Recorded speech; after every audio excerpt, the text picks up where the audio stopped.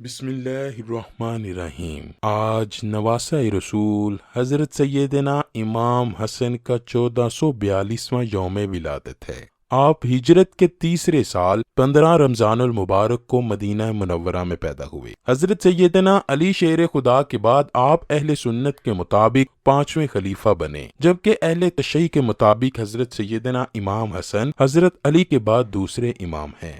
حضرت فاطمہ الزہرا سلام اللہ علیہا کے بڑے بیٹے اور حضرت محمد صلی اللہ علیہ وآلہ وسلم اور حضرت سیدہ خدیجہ کے بڑے نواسے ہیں۔ حضرت سیدنا حسن مجتبی ایسے گھرانے میں پیدا ہوئے جو وحی اور فرشتوں کے نازل ہونے کی جگہ تھی، وہی گھرانہ کہ جس کی پاکی کے بارے میں قرآن نے یوں گواہی دی ہے، بس اللہ کا ارادہ یہ ہے کہ اے اہل بیت تم سے ہر برائی کو دور رکھے اور اس طرح پاک و پاکیزہ رکھے جو پاک و پاکیزہ رکھنے کا حق ہے۔ حضرت سیدہ طاہرہ و طیبہ چونکہ حیض و نفاس سے پاک تھیں، اس لیے انہیں حضرت سیدنا حسن کی پیدائش کے بعد بالکل نفاس نہ آیا تو یہ بات ہر طرف مشہور ہو گئی۔ مدینے کی تمام دائیاں بھی حیران رہ گئیں۔ ناظرین گرامی، یہاں آپ کو مسئلہ سمجھاتے چلیں کہ بچہ پیدا ہونے کے بعد عورت کے رحم سے جو خون آتا ہے اس کو نفاس کہتے ہیں۔ نفاس کی حالت میں عورت کے لیے نماز، روزہ اور قرآن کریم کی تلاوت کرنا یا چھونا جائز نہیں ہوتا، البتہ پاک ہونے کے بعد فرض روزوں کی قضا لازم ہے، اور ان ایام کی نمازیں عورتوں کے لیے بالکل معاف ہیں، ان کی قضا بھی لازم نہیں ہوگی۔ نفاس کی زیادہ سے زیادہ مدت 40 دن ہے اور کم سے کم مدت کی کوئی حد نہیں۔ اگر کسی کو ایک آدھ گڑی خون آ کر بند ہو جائے تو وہ بھی نفاس ہے۔ لہٰذا اگر کسی عورت کو بچے کی ولادت کے بعد 40 دن کے اندر اندر خون آئے تو وہ نفاس کا ہے، اور 40 دن کے اندر اندر خون آنا بند ہو جائے تو وہ پاک سمجھی جائے گی۔ 40 دن یا سوا مہینہ تک ناپاک نہیں شمار ہوگی، اور 40 دن سے بڑھ جائیں تو اگر اس کا پہلا بچہ ہے تو 40 دن نفاس کا خون ہوگا، اور اس کے بعد آنے والا خون بیماری کا کہلائے گا، اس میں نماز وغیرہ پڑھنی ہوگی، اور اگر اس کا پہلے سے کوئی بچہ ہے تو اس کی جتنے دن خون آنا عادت ہے اتنے دن کا خون نفاس شمار ہوگا اور باقی بیماری کا خون شمار ہوگا۔ البتہ اس نفاس کے ایام میں خواہ وہ 40 دن ہوں یا اس سے کم ہوں، عورت کے لیے غسل کرنا شرعاً منع نہیں ہے، بلکہ وہ ٹھنڈک وغیرہ کے لیے غسل کر سکتی ہے۔ ہاں، اگر طبعی طور پر نقصان دہ ہو تو معالج کے مشورے پر عمل کرنا چاہیے۔ ناظرین گرامی، اس پیدائش کے بعد لوگوں میں حضرت سیدہ فاطمہ کا لقب طاہرہ مشہور ہوا۔ پیغمبر اسلام صلی اللہ علیہ وآلہ وسلم نے ایک حدیث کے ذریعے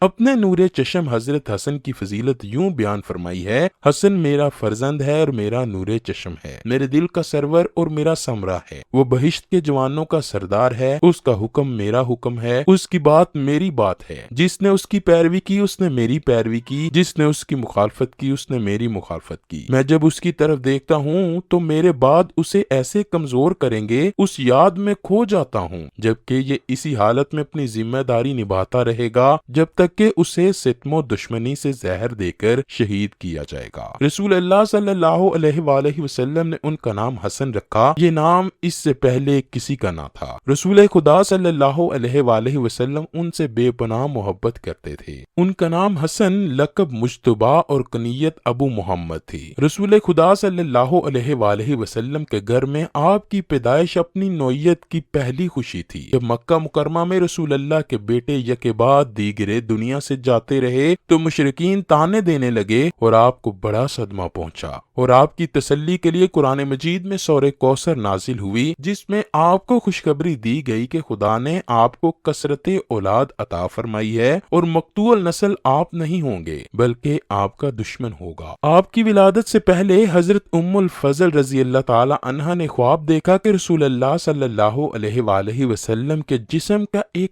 ٹکڑا ان کے گھر آ گیا ہے۔ انہوں نے رسول خدا سے تعبیر پوچھی تو رسول اللہ نے فرمایا کہ عنقریب میری بیٹی فاطمہ کے بطن سے ایک بچہ پیدا ہوگا جس کی پرورش تم کرو گی۔ ولادت کے 7ویں دن عقیقے کی رسم ادا ہوئی اور پیغمبر اسلام نے بحکم خدا اپنے اس فرزند کا نام حسن رکھا۔ یہ نام اسلام کے زمانے سے پہلے نہیں ہوا کرتا تھا، سب سے پہلے رسول اللہ کے بڑے نواسے کا نام قرار پایا۔ آپ آپ کی ولادت کے بعد آپ کے نانا حضرت محمد نے دعا فرمائی، اے اللہ اسے اور اس کی اولاد کو اپنی پناہ میں رکھنا۔ حضرت امام حسن کو تقریباً 8 برس اپنے نانا رسول اللہ کے سایہ شفقت میں رہنے کا موقع ملا۔ رسالت مآب اپنے اس نواسے سے جتنی محبت فرماتے تھے اس کے واقعات دیکھنے والوں نے ہمیشہ یاد رکھا۔ اکثر محبت اور فضیلت کی حدیثیں حسن اور حسین دونوں صاحبزادوں کے لیے مشترکہ طور پر بھی بیان کی گئی ہیں۔ مثلاً حسن و حسین جوانان بہشت کے سردار ہیں۔ خداوند میں ان دونوں سے محبت رکھتا ہوں، تو بھی ان کو محبوب رکھنا، اور اس طرح کے بے شمار ارشادات پیغمبر کے دونوں نواسوں کے باروں میں کثرت سے ہیں۔ ان کے علاوہ